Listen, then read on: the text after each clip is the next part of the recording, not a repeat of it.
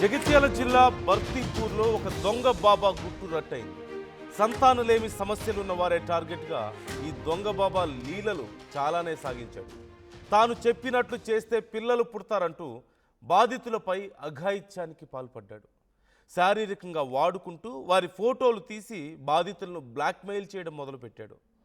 అమాయకులను పూజల పేరిట మోసం చేస్తున్న ఈ సొంతి మోహన్ యోగి భాగోతం ఇప్పుడు బయటపడింది. దర్గా గుడుల చుట్టూ తిప్పుకుంటూ లక్షల్లో వారి దగ్గర నుంచి డబ్బులు కూడా వసూలు చేశాడు.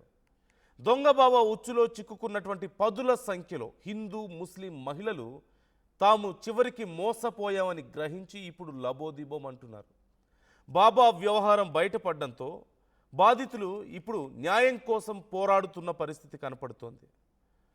మీరు ఇప్పటికే స్క్రీన్ మీద చూస్తున్నారు. ఎంతోమంది పదుల సంఖ్యలో, ఒకరు ఇద్దరు కాదు, పదుల సంఖ్యలో మహిళలు అతన్ని నమ్మి అతని దగ్గరికి వెళ్తే పిల్లలు పుడతారని చెప్పేసి నమ్మి అతని దగ్గరికి వెళ్తే మీరు నేను చెప్పినట్టు వినండి అంటూ వాళ్ళని శారీరకంగా లొంగ తీసుకొని వారందరి జీవితాలతో ఆటలాడాడు. చివరికి అవన్నీ ఫోటోలు వీడియోలు తీసి వారి దగ్గర నుంచి డబ్బులు డిమాండ్ చేసి లక్షలు వసూలు చేశాడు. అక్కడితో ఆగకుండా ఒకవేళ ఎవరైనా డబ్బులు ఇవ్వకపోయినా ఎదురు తిరిగి మాట్లాడినా ఈ ఫోటోలు వీడియోలు బయటకి లీక్ చేస్తాను అంటూ వారిని బెదిరించాడు. ఇప్పుడు మొత్తానికి మహిళలు ధైర్యం చేసి పోలీస్ కంప్లైంట్ ఇవ్వడంతో ఈ వ్యవహారం బయటకు వచ్చింది. ఇప్పటికే మరికొన్ని వీడియోస్ ఆర్ ఫొటోస్ మేము చూపించలేని విధంగా ఉన్నాయి కాబట్టి మీకు అవి మేము చూపించలేకపోతున్నాం. కానీ అట్లీస్ట్ అతను ఎంత దుర్మార్గంగా వారితో వ్యవహరించాడు, ఎంతమంది మహిళల జీవితాలను ఎలా నాశనం చేశాడు అనడానికి అదిగో మీరు చూస్తున్నారు కదా స్క్రీన్ మీద.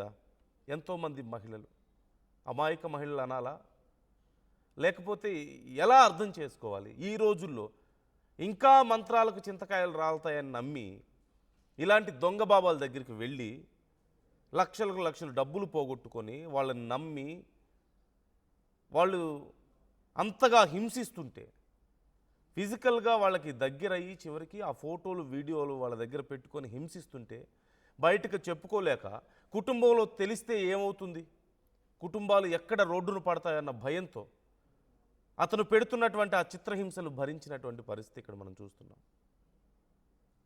అతన్ని చూస్తే మీకు ఎలా అనిపిస్తున్నాడు బాబాలాగా? అతని మాటలు నమ్మాలని ఎలా అనిపించింది? ఒక్కసారి బాధిత మహిళలు ఏమంటున్నారు మీరే చూడండి. ఆ బాధిత మహిళల కుటుంబ సభ్యులు మాట్లాడారు మనతో. ఒక్కసారి వాళ్ళు ఏమంటున్నారు మీరే చూడండి. సముందర్ నివాసిని 6 సంవత్సరాలు అయిపోతుంది పెళ్ళై. అదే సంతానం కొరకు తిరిగి ఇక్కడ మెట్పల్లి ఆసుపత్రులకు రావడం జరిగింది. ఇక్కడనే అనుకోకుండా కిరణ్, అఖిల్ అనే వ్యక్తులు మాకు పరిచయం కావడంతో బర్తీపూర్లో ఒక బాబా మీకు న్యాయం జరిపిస్తాడు, సంతానం కలిగిన వాళ్ళకి ఎంతోమందికి సంతానం కలిగిందని నమ్మబలుపుతూ చేతబళ్ళు ఉన్నాయేమన్నా మంచిగా ఇట్లా చూస్తాడు చేస్తాడని నమ్మబలికిండు. ఆ నమ్మబలకడంతో మేము వెళ్ళడం జరిగింది, బర్తీపూర్ గ్రామానికి వెళ్ళడం జరిగింది. అప్పటికి మా దగ్గర నుంచి డబ్బులు ₹1,00,000 డిమాండ్ చేసి మేము అంతగానం కావు ఇంతగానం కావని ప్రాధేయపడడంతో 40,000 రూపాయలు 2 సార్లుగా ₹80,000 తీసుకోవడం జరిగింది. మా పనులు మాత్రం ఏం కాలేవు. మాకు ఇప్పటికీ కూడా సంతానం కలగలేదు. సంతానం కలగడం లేదని సంవత్సరం తర్వాత మేము కిరణ్, అఖిల్ అనే వ్యక్తిని ఫోన్ కాంటాక్ట్ ద్వారా అడగడం జరిగింది. అయితే వాళ్ళు ఎట్టకేలకు డబ్బులు ఇస్తామని మాకు 4 రోజులు 5 రోజులు అనుకుంటా మోసం చేయడంతో ఇంతకుముందే నేను ఒక పేపర్ ప్రకటన ఇచ్చిన. అయితే ఈ యొక్క ₹80,000 నేను మోసపోయినా కాబట్టి మెట్పల్లి పోలీస్ స్టేషన్లో నాకు న్యాయం జరుగుతున్న ఉద్దేశంతో సిఐ గారికి కంప్లైంట్ ఇవ్వడానికి రావడం జరిగింది. నేను ఒక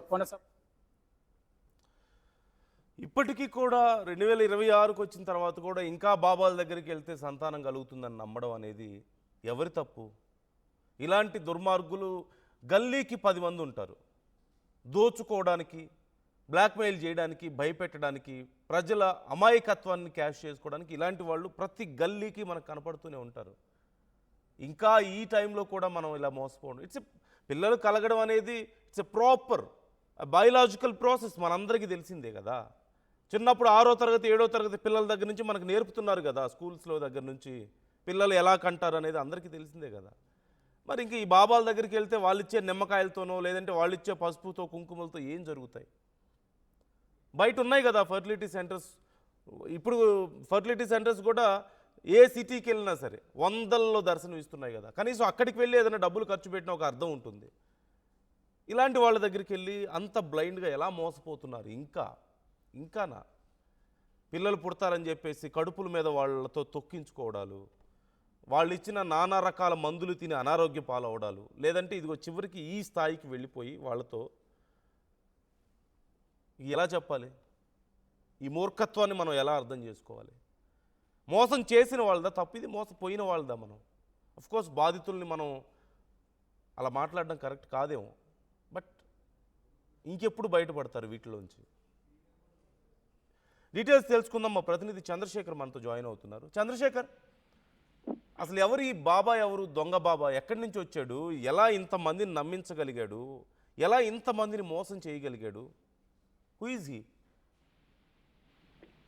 ఎస్ నందు, జగిత్యాల జిల్లా ఇబ్రహీంపట్నం మండలం బర్తీపూర్. ఇది ఎస్ఆర్ఎస్పి శ్రీరామ్ సాగర్ ప్రాజెక్ట్ కి సంబంధించినటువంటి ప్రాజెక్ట్ లో ఒక భూ నిర్వాసిత గ్రామంగా ఉంది. దీనిలో భాగంగా కొంతకాలం నుంచి, గత దశాబ్ద కాలం నుంచి ఉంటున్నాడు మోహన స్వామి అలియాస్ కర్బలా బాబా. కర్బలా బాబా ఇతనికి శుక్రవారం నాడు మొహర్రం పీరీలకు సంబంధించినటువంటి దేవుడు ఆవహిస్తాడు. దానిపైన భక్తులు పెద్ద ఎత్తున చేరిపోయారు. దీనిలో ఇతనికి అనుచరులు ఉన్నారు. పక్కా ప్లాన్ తోనే ఆసుపత్రులు, ఇతర దేవాలయాలు, ఆ పరిసర ప్రాంతాల్లో ఉంటూ మౌత్ పబ్లిసిటీ చేస్తారు. ఏదైనా అనారోగ్య సమస్యలు, సంతాన సాఫల్యం కావట్లేదని చెప్పి ఇబ్బందులు ఉంటే అన్ని సమస్యలకి ఒకటే పరిష్కారం, బాబా పరిష్కారం చూపుతారు అనేటువంటి కోణంలో పెద్ద ఎత్తున ప్రచారం చేస్తారు. దీంతో ఒక్కసారిగా శుక్రవారం దర్గా దగ్గర పూజలు చేయడము,